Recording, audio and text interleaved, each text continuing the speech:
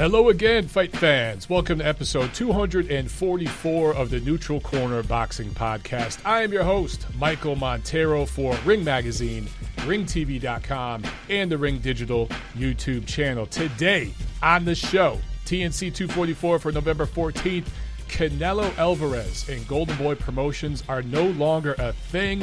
They have parted ways. Of course, Canelo, Golden Boy, and DAZN, all three of them going their separate ways.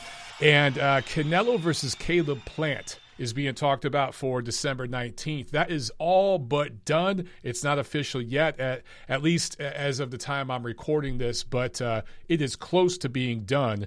If they can pull that off, that's a pretty nice fight, man. Not that Caleb Plant really deserves that fight yet. He hasn't really done enough, in my estimation, to deserve a big pay-per-view fight like that, but I like the matchup at 168 pounds, no catchweight stuff, none of that. At a full 168, that's a solid fight, man. Again, guys, this is TNC 244 for the week of November 14th. As always, I remind you, please make sure that you are subscribed to the Ring Digital YouTube and you click on that notification bell. Make sure you subscribe to my YouTube channel, Montero Unboxing. And if you want to catch the audio version, of course, we're live right now on Spreaker, but the podcast is available on all audio podcast platforms around the world. Just look for Montero on Boxing. If you're not following me on Twitter, if you're not following Ring on Twitter, you need to get on that. Okay, guys, big news this week, obviously. Big news, and we'll get right into that in just a second. No guests this week because I figured a lot of you guys would want to talk about this. So we got open phones. You could jump on at any time. Not a whole lot of action in the ring last week. I mean, we had a couple of fight cards, but they weren't very good. I won't spend too long reviewing the lackluster action that we saw last week. I'll get right into the preview. We got a couple of pretty decent cards on coming up on this week's schedule. But big news. Canelo Alvarez has split with Golden Boy Promotions. So I just want to be clear about this, okay? Golden Boy Promotions has a deal with DAZN. And that deal is still good. So Golden Boy is going to continue their relationship with DAZN. That's going to keep going. Canelo, though, has split off and done his own thing. This was announced by Eddie Reynoso, his trainer, his confidant, I think is his manager, his advisor, whatever you want to say, however you want to word it. And he put out a release on social media in English and Spanish announcing it. So it's official. Canelo is a free agent. And right away, the fanagers and everybody piled on and started talking about this stuff, of course, talking about money, the pay-per-view buys, the purse guarantees, all this. But the big thing that I noticed, a lot of people were writing off Golden Boy Promotions. And I personally think a lot of you out there have short memories. I think a lot of you are writing Golden Boy Promotions obituary a little too early, and you're forgetting what took place not that long ago. Go back to, I think it was 2014, 2015, when Richard Schaefer and, of course, Al Heyman and everybody that became premier boxing champions, they took a bunch of fighters away from Golden Boy Promotions that Golden Boy had been promoting on their cards but didn't necessarily have a promotional contract with, right? So there was this mass exodus of fighters overnight, seemingly. Jumped from one network to a series of networks. And again, that whole thing became Premier Boxing Champions, PBC. And at that time, I remember people were, again, writing Oscar De La Hoya, Eric Gomez, Golden Boy Promotions obituary, saying there is no way they are going to recover from this. All these fighters are jumping ship and going over here and starting this other thing on this other network. Golden Boy is done. They are essentially a club promoter now. Fast forward a few years, and what do we have? Golden Boy Promotions is still one of the top promotional companies in the sport. And if you look over the last 4 or 5 years, they've put on some of the biggest events in the sport. Now, yes, a lot of that did include Canelo Alvarez. Most of it included Canelo Alvarez. But who built up Canelo Alvarez and made him what he became? Golden Boy Promotions. So don't write their obituary quite yet, guys. I think that actually Golden Boy Promotions is in a pretty good place. Now, of course, Golden Boy would love to have Canelo on their roster still. Who wouldn't if you're a promoter? He's the top proven moneymaker, ticket seller, pay-per-view seller in the sport. That much is true. We know this. However, He brings in a lot of money, a lot of attention, but he also cost a lot of money and cost a lot of attention and energy. Think about it, guys. DAZN, $40 million guarantee for every Canelo Alvarez fight. Golden Boy Promotions on the hook for $35 million, a guarantee to Canelo Alvarez. Now, all of a sudden, that's gone, okay? I look at Canelo and Golden Boy specifically as kind of like a marriage. And, think about it as a trophy wife situation. I mean, when you have that hot chick, look, I'll personalize this, okay? Before I was married, back in my single days, I fully admit I was a complete man whore. And I've traveled the world more than a few times, my friends. I got stories, okay? I dated a few models and actresses and those types of women, 6 foot tall, runway model type of girls. And you walk down the street, hey, check me out. Yeah, all right. You get attention. You get looks. You get daps from your boys. Everybody's like, hey, man, good job. Good job, playa, right? But that trophy takes a lot of your energy. It sucks your energy and attention, and your game in other areas of your life and or your business start to fall because all your focus is going in one particular direction. And that's what we started to see with Golden Boy Promotions in the last few years. It began as a true partnership, as all relationships do, but the dynamic changed. And it became more of a situation where, from my point of view, Golden Boy was really putting all their energy and focus into one place. Now that's done, and you're off the hook for this $35 million guarantee. Let me ask you guys this. How many fights and how many fighters are worth $40 million an event right now? How many fights out there can generate $40 million in this current environment? Now, I'll do some math for you guys, okay? Because a lot of you do pay-per-view buy math, and you forget that the pay-per-view provider gets actually a little more than half of the revenue off the top. Then there are other expenses involved. You got to pay the opponent. You got to pay the undercard. There's all sorts of fees. And yes, there's other revenue streams, but we'll leave that out of the conversation for now. I'll just put it to you this way, guys. I'll abbreviate, okay? To generate about $40 million of revenue, you have to sell about 1 million pay-per-views at $80 a pop, okay? How many fights right now, if they were going to go pay-per-view, can generate 1 million buys in the entire sport of boxing right now? Not many that I can think of, okay? Let's backtrack to February before, key word here, before a global pandemic, a quarantine, a shutdown, a lockdown, when Deontay Wilder and Tyson Fury fought a rematch. A highly anticipated, very well-promoted rematch. PBC and Team Wilder, Top Rank and Team Fury did an outstanding job promoting that rematch. It was one of the best, most well-promoted shows we have seen in a long, long time. And despite the fact that it broke through to the mainstream sports media, the MMA guys were talking about it. It trended on social media. There were all sorts of articles and videos posted about ratings, record ratings for the preview shows. Remember that? For that rematch. Despite all of that, it couldn't break 1 million pay-per-view buys, ladies and gentlemen. And those are two heavyweights, two English-speaking heavyweights. So is Canelo Alvarez going to generate 1 million pay-per-view buys in this current cord-cutting environment against, who is it? Gennady Golovkin, the third fight, I personally feel the expiration date is come and gone on that one. I'm not that interested in that fight anymore. We don't know what's left with Golovkin. He hasn't fought yet this year. He's going to come back and fight as mandatory in December. But he had a tough fight against Derevyanchenko last year. Who knows what he's got left? I don't necessarily need to see that third fight right now. Maybe the interest will be there down the line. But so the rumor is Canelo is going to fight Caleb Plant December 19th on pay-per-view. I don't know. I imagine it'll be either Showtime or probably Fox pay-per-view. Does that generate 1 million pay-per-view buys? Outside of diehard boxing fans, nobody knows who the hell Caleb Plant is. No disrespect to him. He just hasn't fought anybody yet. This is a quantum leap in opposition for him if this fight comes off. He's not a brand. He's not a name. He's not half the brand or name of 10 or more fighters between 160 and 175 right now. So does that generate 1 million pay-per-view buys? back up a little bit. I said 1 million pay-per-view buys would equal about 40 million. That means about 500,000 pay-per-view buys would equal about 20 million. Now, apparently, according to sources, there was an offer made from DAZN that said, look, Canelo, Team Canelo, we'll whack it in half. We'll give you $20 million plus some upside depending on subscriptions and all this good stuff. $20 million guarantee. And he turned that down.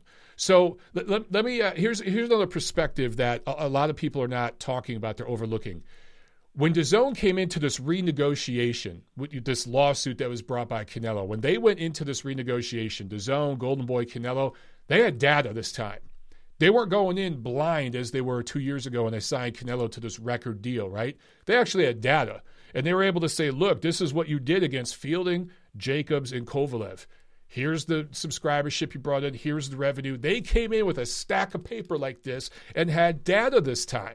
And based upon that data and everything else that they had, they came up with this $20 million figure. Alvarez turned that down. So what that tells me is Alvarez and his team feel that they can go out there and do 500,000 pay-per-view buys for at least the majority of their fights coming up. We shall see. That remains to be seen.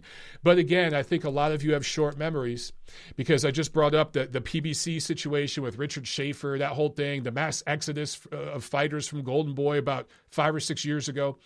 But you guys forget, man, Oscar De La Hoya, he once left Top Rank. Floyd Mayweather left Top Rank. The Klitschko brothers left Universum. That was a big deal over in Germany. We've seen this play before in boxing, and guess what? We will see it again. Now, here's why I say Golden Boy Promotions is actually set up pretty well right now, okay? Would I put them up there with the top ranks and the top guys right now? No, this takes them down a notch. It does. It takes them down a notch. But hear me out. They've got Ryan Garcia and Vergil Ortiz. Now, neither of those guys are superstars. You know, Ryan Garcia is on social media, but screw that. We're talking boxing right here. Neither of those guys are superstars, but they both have the potential to become superstars, okay? They're both American, both Mexican-American. And with Garcia, of course, he's from the Southern California, greater Los Angeles area. That is the hotbed of boxing in North America. California runs boxing. Globally, it runs boxing, but especially in the United States, right? I think I've told you guys this before. The California State Athletic Commission puts on more shows in a year than Nevada, Texas, New York, and New Jersey combined. That's crazy, okay? California runs boxing, and the hottest prospect out of California right now, Ryan Garcia, Golden Boy has them. In Texas, which I think is the second biggest, most important market in boxing right now. You guys that watch the show, you know I've been talking about that for years. You got Vergil Ortiz, who is from the Dallas area. He's already done some crowds there. And so you've got Texas and California. Who are the biggest, the biggest fan contingency in those two states? Mexican-American fans, correct? Not that there aren't wonderful fans of all backgrounds in those markets, of course.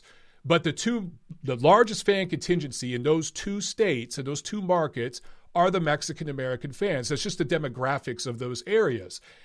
And Garcia and Ortiz are Mexican-American. So I think Golden Boy Promotions is set up very well there. And now, instead of focusing on trying to get a $35 million payday together for Canelo twice a year, you can start developing these guys and get them to the next level. It's going to start December 5th when Garcia fights Luke Campbell.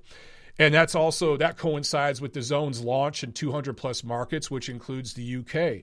So I think that they're set up pretty well, man. Also, guys, Jaime Munguia, Jorge Linares is still around. How about Bektemir Melakuziev, Bek the Bully? How about him? Shu Khan, remember him? Joseph Diaz, Sanicia Estrada, one of the up-and-coming female fighters.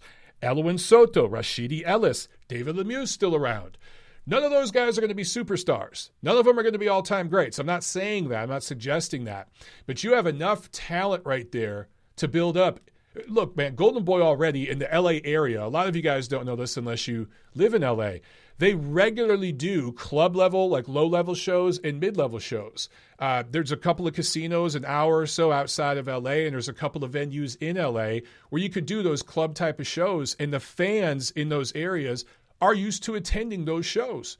So they're set up very well with what I call compare it to baseball with the farm system, where you've got single A, double A, triple A ball, right, before you go to the majors. They've got that whole setup, man. That infrastructure's there, guys. And then you've got Ryan Garcia and Vergil Ortiz. So if those two develop, Garcia is a lightweight right now. He will settle eventually as a welterweight. Ortiz is a welterweight right now. He will settle eventually as a middleweight. I'm telling you, those guys are going to lose fights. They're going to have ups and downs, but they're going to win titles. They're going to be stars in the sport. I'm pretty confident saying that. I'm not saying either of those guys will necessarily be number one pound for pound. They both have the potential to be up there on the pound for pound list one day, but we don't know what's going to happen. But I think that they're in a good place, Golden Boy is, with that setup. So do not write their obituary just yet. Now, for Canelo Alvarez, again, a lot of possibilities here. It just depends on what he wants to do. Does he ever want to go back down to 160? The biggest fight at 160 financially right now would probably still be a third fight with Golovkin. They could do that 164, 168. They have options there. But if he wants to fight Charlo, big fight for boxing fans. I don't necessarily know if that's a big marketable fight, though, because we just saw the numbers from the Charlo pay-per-view doubleheader. That is one of the best pay-per-view values we have seen in a long, long time, and it barely cracked 100,000 pay-per-view buys. So how much demand is there outside of diehard fight freaks and fanagers on Twitter that want to see Canelo fight Charlo? I think the money for him is at 168. Now, there's Plant, but there's also Benavidez. I'd love to see that fight. There's also this guy named Dimitri Bivol. Remember him? I'd love to see that fight. And Bivol has been calling out Canelo forever. He's willing to move down to 168. Should he ever want to truly, truly challenge himself, Artur Beterbiev at 175, I think the entire world would like to see that just because of the spectacle of it. That fight, because nobody knows who the hell Beterbiev is outside of diehard fight fans, that would need to be built up because that would have to huge risk right now, not the biggest reward. If they can build up the reward end of that, maybe it could happen. But again, all the names I just mentioned, other than Benavidez, which I do think a fight between him and Benavidez would sell pretty well. But those other names, do any of those fights reach 1 million pay-per-view buys? I don't think so in this era. We'll see how he does against Caleb Plant if that fight comes off. But I would be surprised if that fight did well north of 500,000 buys. I truly, truly would. So, look, who knows? If Errol Spence gets by Danny Garcia, he's called out Canelo. Spence has the frame to go to 160. Canelo is a short, squat kind of guy. Spence would be taller and longer than him if they fought. I wouldn't mind seeing that fight. That's a fight that maybe could break through and transcend. There are a few options there. But anyway, at this point, Canelo, Golden Boy, and DAZN, I think all three of them, where Canelo is in his career, this was the best thing, the absolute best thing for all three parties involved, including DAZN. They're not on the hook for $40 million a pop, guys. They can go their own way now and develop their business. COVID beat the shit out of DAZN. Really, really did. And they've got to rebuild. They're set up. I mean, they still have a deal with Golden Boy, Matchroom. The World Boxing Super Series will be back for a season 3. So they're set up okay. The superstar fight, I don't know. They still have Anthony Joshua, but if he fights Tyson Fury, obviously that's going over on the other side on pay-per-view on ESPN. We'll find out. We shall find out what happens with DAZN. They are the one entity out of all this I guess I would be most concerned about. However, you just saved $80 million a year if you're DAZN that you can put into a whole bunch of other fights and fighters. So I think overall this was really, really good news, guys, all around for the business of boxing and all parties involved. Let me know if you think I'm nuts, but that's the way I tend to see it. Okay, let's talk about pay-per-view numbers. Gervonta Davis, Leo Santa Cruz, apparently their pay-per-view did just a little north of 200,000 buys, which if you watch the Neutral Corner, I've been telling you guys since this fight was announced, well, not since it was announced, a little after that it would double the Charlo doubleheader pay-per-view because Gervonta Davis moves the needle, particularly with African-American fans, through his relationship with Floyd Mayweather, but also his exciting fighting style And he's proven this by selling tickets, but he moves the needle more than the Charlos. That much has been proven. The fight between him and Santa Cruz wasn't nearly half as good of a fight, at least on paper, as both of the Charlo fights. Because again, both of the Charlo fights were against a top 5 fighter in their respective divisions. So that doubleheader was a better value than the Davis-Santa Cruz pay-per-view, but style points matter and name recognition matters. So 200,000 buys. Look, that is decent numbers for a guy making his pay-per-view debut, I suppose, considering everything going on right now. But I heard people calling this great numbers. And, this exceeded expectations. Whose expectations did this exceed? I'm really surprised that people thought the Davis pay-per-view would not outperform the Charlo pay-per-view. Like, where have you people been?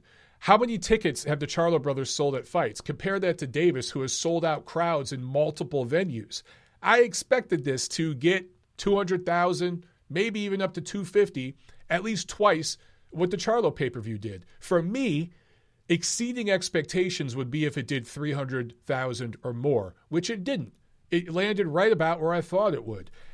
I do find it interesting that with fans and managers and everything else, they buy into the promotional narrative that Floyd Mayweather, and he's not the only one, but Floyd Mayweather is shouting now, which is, hey, man, we fought on pay-per-view. So now Tank is a pay-per-view fighter. He is a pay-per-view attraction. He's the A side.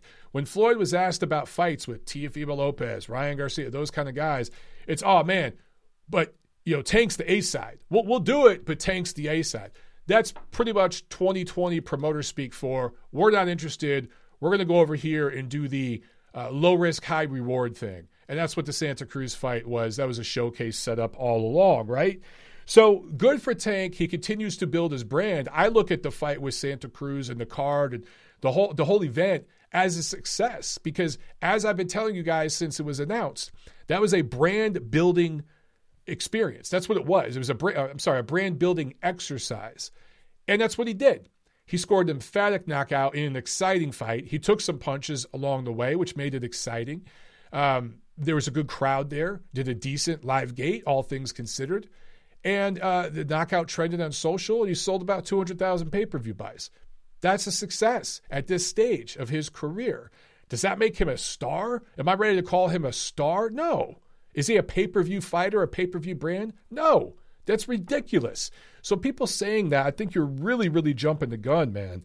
And I see people making comparisons to Gennady Golovkin's first, of course, Gennady Golovkin's first pay-per-view with David Lemieux, or Bud Crawford's first pay-per-view with Victor Postol.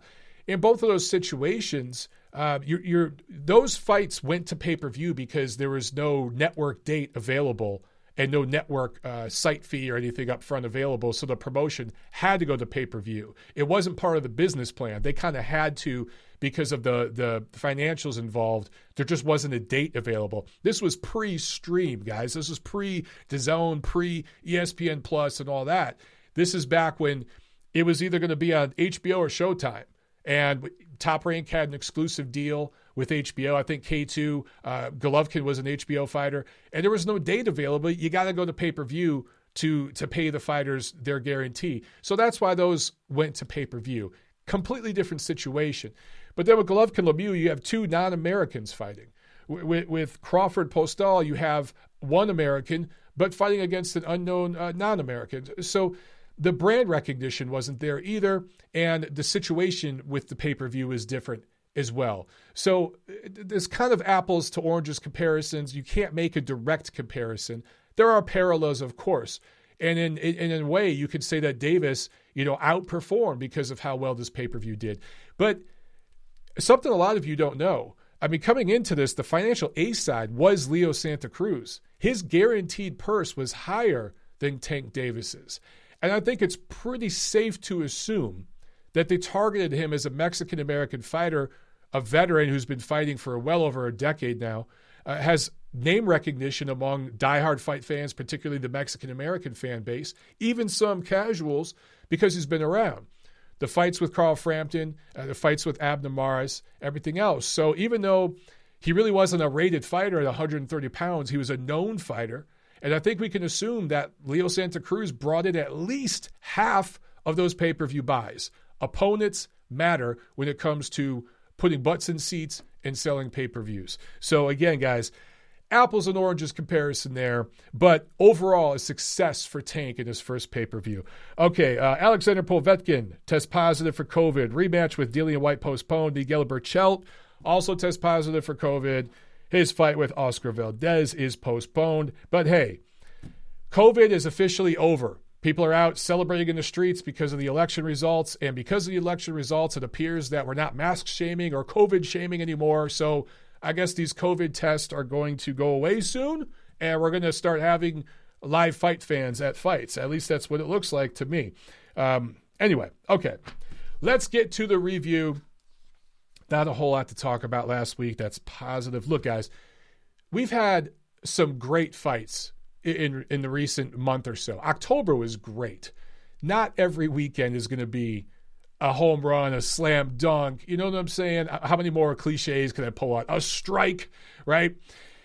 So we had a pretty shitty weekend of cards. There's just no way to say it. Now, you go back to this summer with the Bubble Series on ESPN, people were bitching about a lot of those cards. The only distinction I would make is that those Bubble Series cards over the summer were more equivalent to, I would say, PBC's FS1 shows, where or like a Showbox card or something like that, where it's about prospect development, fights like that. We had a fight Saturday night on regular Fox from Los Angeles. These were heavyweights on Fox. This was a Fox main event. And boy, was this a shit card from PBC. Now, look, all promoters have shit cards. This year, because of COVID and everything else, it's been across the board, okay? But damn, Luis Ortiz, coming off his KO loss to Wilder last November, going up against Alexander Flores, who had an extremely weak resume coming in. This guy was knocked out by Charles Martin, just to put the level perspective there, okay, guys? And he gets knocked out by a forearm, like a minute or so into the fight, if that. A lot of people are saying Flores took a dive. I don't think the guy took a dive. I think that Ortiz was extremely, I'm not going to say sloppy, but there was ring rust. The guy's like 68 years old. He hasn't fought in a year. He overshot with a punch. I think it was a right hand, and he landed with the forearm. The forearm smacked Flores in the face. He goes down. I think it was a legit knockdown. I truly do. But I think he could have fought on. He just didn't want to. He was done. Did he take a dive? No. But did he mentally, emotionally capitulate? Yes. That's what I saw.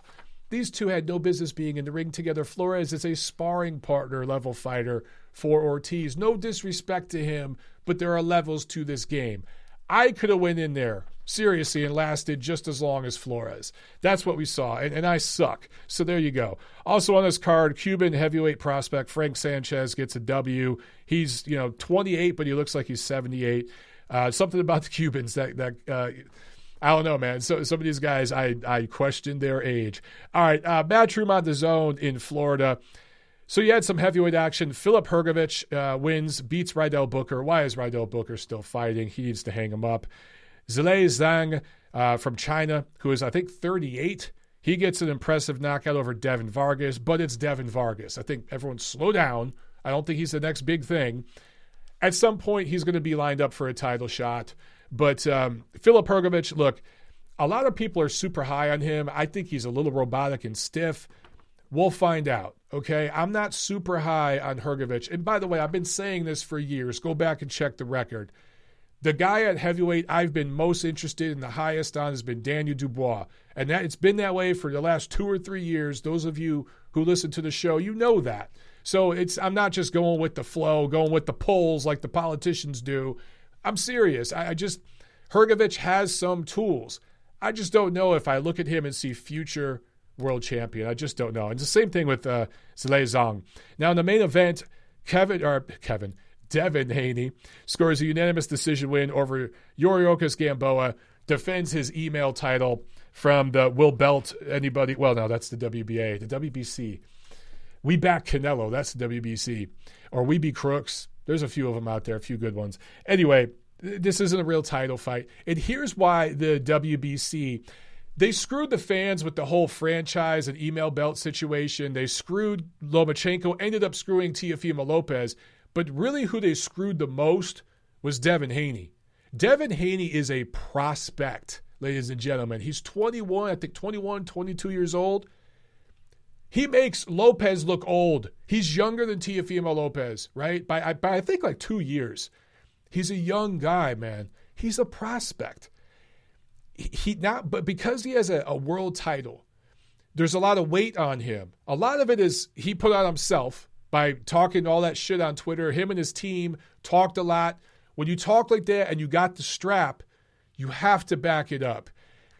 Those of us who are diehard fans, we know what it is. We know that title is absolute bullshit. My morning coffee shit is worth more than that title that Haney has. But when you belt a prospect like this, you amplify their profile with the casual fans because now they're seeing this like, oh, this guy's a world champion. And there's higher demand.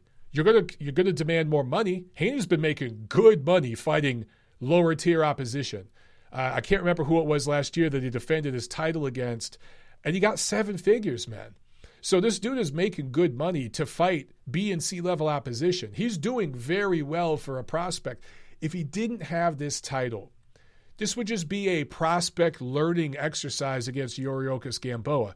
But because he has a title and he's been talking shit and calling everybody out, and he's got the LDBC guys saying Lomachenko ducked him, this, that, the other thing, he went out there and dominated every second of this fight against Gamboa, won 120-108 on my card, and yet it kind of feels like a letdown. Guys, if there's any prospect in the world, just picture in your mind, any prospect in the world at 21 years old fights a former world champion. And yeah, he's like 58 years old. He's moved up a couple of weight divisions, but still he's a former world champion, a lot of experience, good fighter. And you win 120-108, you're happy for your prospect. You're thinking, man, he just passed this test with an A. A+. That A. A+ would be the knockout. But he scored an A on this test. Won every single round against a dude who's been there, done that. Great amateur career, great pro career, won titles, very experienced, fought everybody. And we won every round against this dude. You'd be happy. But because he's got that title, because he's getting those 7-figure paydays, because he's been talking all that shit, calling everybody out and saying some dumbass shit on some of these YouTube channels and these interviews, divisive, nasty rhetoric, and then talking like someone like Lomachenko ducked him, you can't do all that and then go out there and put everybody to sleep against the Yoriokas Gamboa. You're going to get shit for it. Devin Haney deserves every last ounce of criticism that he got from fans on boxing Twitter and the media alike this weekend, even though he dominated Gamboa. It sounds crazy, but it's true, guys. Okay, fight preview. I figured this would be a short show, man, because pretty crappy week and last weekend.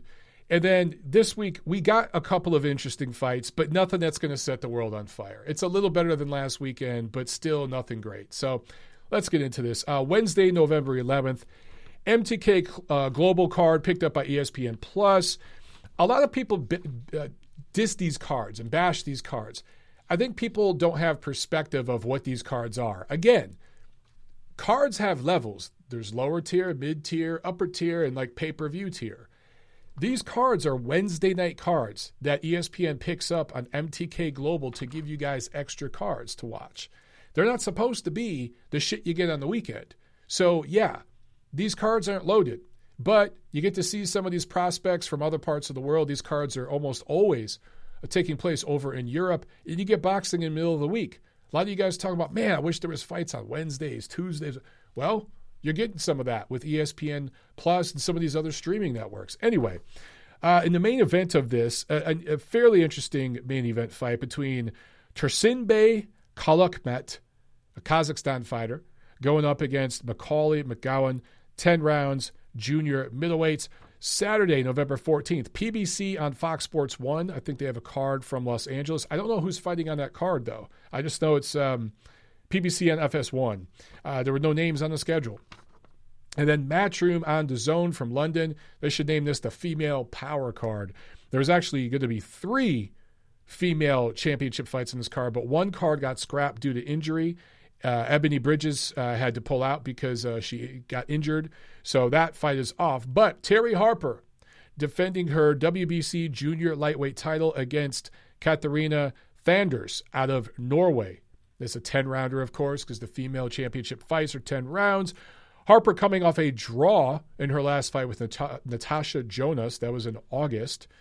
And in the main event, Katie Taylor going up against Miriam Gutierrez, a Spanish fighter fighting outside of her native Spain for the first time in her career. And for Taylor, this will be the first defense of her undisputed lightweight championship of the world. So that is over on Matchroom. Female Power from London. Top Rank has a show from the Bubble in Las Vegas, obviously, on ESPN and ESPN Plus. I like that they're putting it on both the app and the network. That's smart. They did the same thing with Lomachenko Lopez. In the co-main, Joshua Franco going up against Andrew Maloney in a rematch. Remember, these two fought, I think it was in June, and that was the first career loss for Maloney. So rematch here for Franco's WBA regular super flyweight title. Maloney was KO'd in the 11th round. Can Franco show even more improvement in this fight? Because that fight was competitive. It's not like it was a completely one-sided type of event. But it looked like Franco grew up in front of our eyes a little bit. He had those great fights with Oscar De Grete, but in this fight, he showed some more levels. They call him the professor, and he showed professor level levels in that fight and finished stronger than he started. So let's see if he can take that forward into the rematch with Maloney. In the main event, Terence Crawford versus Kell Brook. No, you did not travel back in a time machine 3 or 4 years. This is 2020. Crawford versus Brook for Bud's WBO welterweight title. This is Bud's 5th fight at welterweight, his first of 2020. First time he's been in the ring since getting dropped, but ultimately stopping Egidijus Kavaliauskas last year.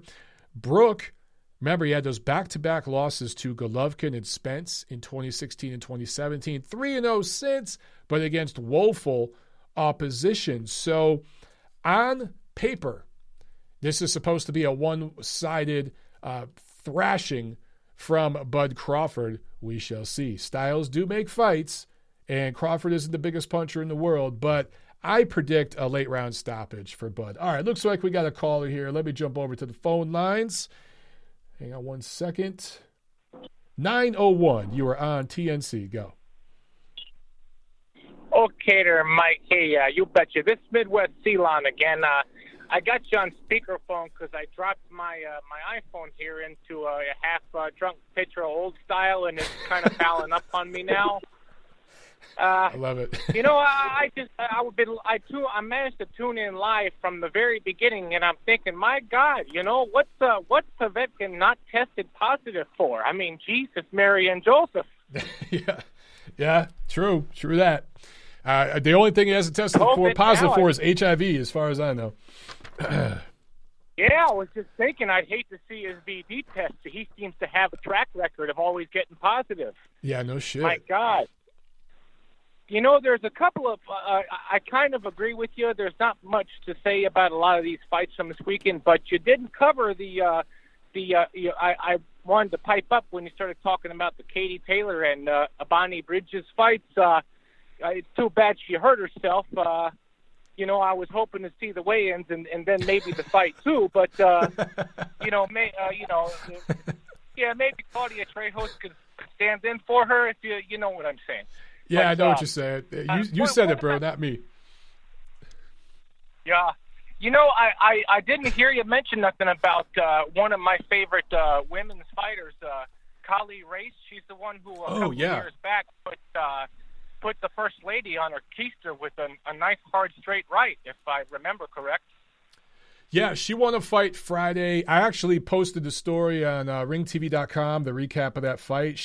It was weird, man, because the fight was on Friday night, but it aired via tape delay Saturday night on Impact Network, which is a new network, I guess. And they're going to air it again November 14th, this Saturday, for a second time. And I was watching it live, the replay, I should say, Saturday night. And like halfway through the fight just cut out and it went to some religious programming. It was odd. But anyway, yeah, I did catch the fight. Reese looked good. It was her first time fighting at 140. And so I think that's a good weight for her. And I hope that... Wasn't she coming down from 154 or something like that? She's fought as high as 160. So, yeah, she was coming down a full, 20 pounds. But she looked good, and I'd like to see her in with any of the other champions at 140. I think it'd be fun. Yeah, you bet. Well, Katie Taylor has made didn't she sort of dip her toes up into 140 once or twice already? I know she's talked about it because there was talk about her fighting possibly Cecilia Brækhus. I think there was talk of her fighting Serrano at one point, and then after that, Brækhus. So there's been talk of it. I mean, that would be an awesome fight at some point if Taylor wants to keep moving up in weight. Hell yeah, man. I've been a fan of the ladies for a good while. I like, Kali Race. I really like Hannah Gabriels. She's from Costa Rica. I like her a lot. I think her boyfriend fought. Didn't her boyfriend fight on the Crawford card up in Madison Square Garden? I forget. He's actually smaller than she is, to tell you the truth. It's kind of funny, but I watching them, and I was checking out the field hockey team from Michigan, and I just can't help but thinking that a lot of these girls like Jude Avendal or Ricardo, I can't help but think a lot of these gals, or maybe some of our more corn-fed Upper Peninsula types would have a pretty good success over in the women's boxing. I mean, they're kind of rugged. You take some of those softball players and put them in the ring, huh? Hey, man. Again, you said it, not me. Okay. But to tell you the truth, they're not going to get down to 140 anytime soon, between you and me. But, I hope to see it taken off more in the United States. I would too, man. It's starting to happen. It's starting to happen. There's a lot of female fighters coming up, man. I think that female boxing is definitely expanding and growing. Just thank you for your call, man. Jesus, I needed that laugh. Oh, man. Good talking to you, Mike. Yeah, good talking to you, brother. Whew. Have a good one, man. Okay, now. Betcha. Okay, shit. Any of you who've been up in the Midwest and seen some of the softball players up there, you could figure out what Midwest Ceylon's talking about there. Okay. Man, oh man, that was funny. Okay. You guys got to remember, I'm from Michigan, so I know exactly what he's talking about. Okay, so we got the news, we got the review, we got the preview, and I think that was it for phone calls today, guys. Shorter show than normal, but you know what? Half short, twice strong. Nothing wrong with that. All right. Lobster11 in the chat says, all joking aside, for the best viewing pleasure, look up women's beach handball on YouTube. All right, brother. We'll take you up on that. Hey, man, whenever there's women's volleyball or women's tennis on, I'm there. That's all good. You know what I'm saying? All right, guys. We'll do it again next Monday. All right. And, yeah, good show today. All right. I'll see you at the fights.